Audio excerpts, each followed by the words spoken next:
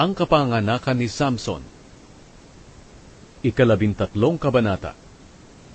Muling gumawa ng kasamaan ang mga Israelita sa paningin ng Panginoon. Kaya ipinasakop sila ng Panginoon sa mga Filisteo sa loob ng 40 taon. Nang panahong iyon, may isang lalaki na ang pangalan ay Manoah. Kabilang siya sa lahi ni Dan, at nakatira siya sa Zora. Ang asawa niya ay Baog. Isang araw, nagpakita ang anghel ng Panginoon sa asawa ni Manoah at nagsabi, "Hanggang ngayon ay wala ka pang anak, pero hindi magtatagal magbubuntis ka at manganganak ng isang lalaki. Mula ngayon, siguraduhin mong hindi ka na iinom ng alak o anumang uri ng inuming nakakalasing o kakain ng anumang pagkain na itinuturing na marumi. At huwag mong gugupitan ang buhok niya, sapagkat ang sanggol na isisilang mo ay itatalaga sa Diyos bilang isang Nazareo. Ililigtas niya ang Israel sa mga Filisteo." Pumunta ang babae sa kanyang asawa at sinabi, "Nagpakita sa akin ang isang kamanghamanghang lingkod ng Diyos na parang anghel. Hindi ko na itanong kung taga saan siya, at hindi rin niya sinabi kung sino siya. Sinabi niya sa akin na mabubuntis ako at manganganak ng lalaki. Sinabihan din niya ako na huwag iinom ng alak o anumang uri ng inuming nakalalasing, o kumain ng anumang pagkain na itinuturing na marumi, dahil ang sanggol na isisilang ko ay itatalaga sa Diyos bilang isang Nazareo mula sa kanyang pagkasilang hanggang sa mamatay siya." Dahil dito, nanalangin si Manoah, "Panginoon, kung maaari po, pabalikin ninyo ang taong isinugo nyo para turuan kami kung ano ang dapat naming gawin sa anak namin kapag isinilang na siya." Pinakinggan ng Diyos ang panalangin ni Manoah. Muling nagpakita ang anghel ng Diyos sa asawa ni Manoah habang nakaupo siyang nag-iisa sa bukid. Mabilis niyang hinanap ang asawa niya at sinabi, "Manoah, halika! Narito ang tao na nagpakita sa akin noong isang araw." Tumayo si Manoah at sumunod sa kanyang asawa. Pagkakita niya sa tao, tinanong niya, "Kayo ba ang nakipag-usap sa asawa ko?"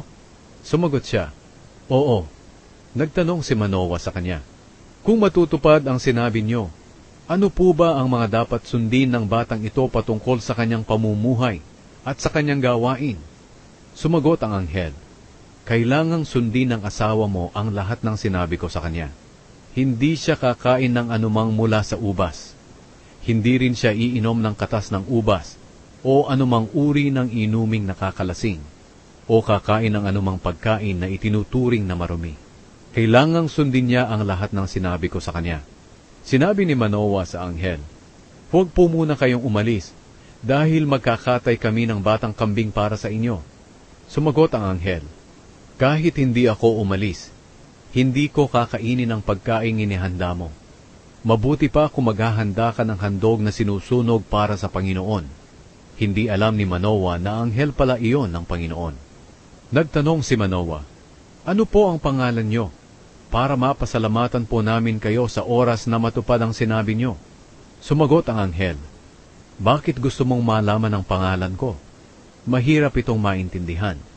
Pagkatapos kumuha si Manoah ng batang kambing at inihandog niya bilang pagpaparangal sa Panginoon, at inilagay niya ito sa ibabaw ng altar na bato para sa Panginoon. Habang nakatitig si Manoah at ang asawa niya, gumawa ang Panginoon ng kamanghamanghang bagay. Nakita nila ang anghel ng Panginoon na pumaitaas sa langit kasama ng naglalagablab na apoy. Dahil sa nakita nila, lumuhod sila at nagpatira pa sa lupa. Doon nila naunawaan na anghel nga iyon ng Panginoon. Mula noon, hindi na nila muling nakita ang anghel. Sinabi ni Manoah sa kanyang asawa, "Tiyak na mamamatay tayo dahil nakita natin ang Diyos." Pero sumagot ang kanyang asawa, "Kung gusto ng Panginoon na patayin tayo, hindi sana niya tinanggap ang mga handog natin. Hindi rin sana niya ipinakita sa atin ang himala o sinabi sa atin ang tungkol sa sanggol." Dumating ang panahon na nanganak ang asawa ni Manoah. Lalaki ang anak niya, at pinangalanan nila siyang Samson. Pinagpala ng Panginoon ang sanggol habang lumalaki. Ang Espiritu ng Panginoon ay nagsimulang kumilos sa kanya habang naroon siya sa kampo ng Dan, sa kalagitnaan ng Zora at Estaol.